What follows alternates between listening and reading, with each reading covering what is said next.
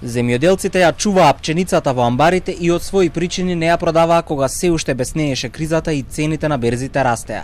Министерот за земјоделство Николовски вака возвраќа на обвинувањата од страна на фармерите, дека домашната пченица скапува додека стоковите резерви се полнат со странска пченица купена поскапо.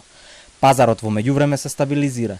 Цените почнаа делумно да паѓаат, а проблемот допрва ќе се анализира и ќе се бара решение.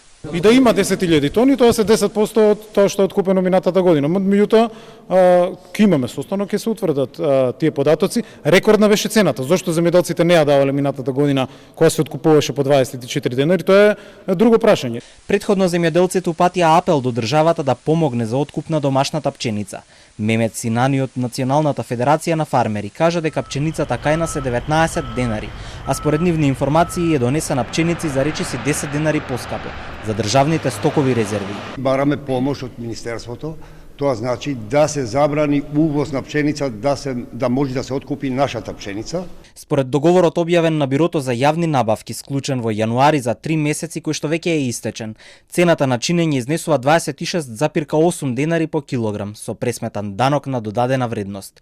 Следен тендер ќе биде објавен во мај, за количина од 5000 тони. За ова министерот не сака да даде свој коментар.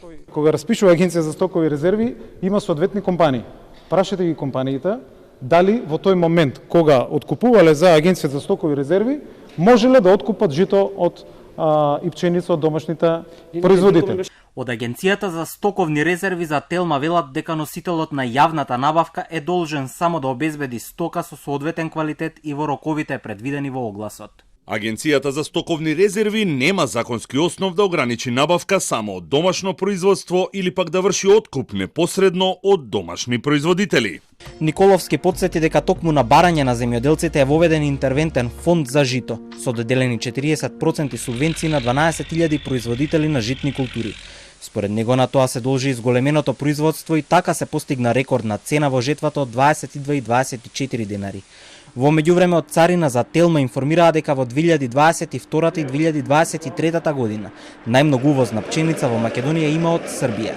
Во последните 3 месеци е увезена пченица со вкупна количина од 13.371 тони.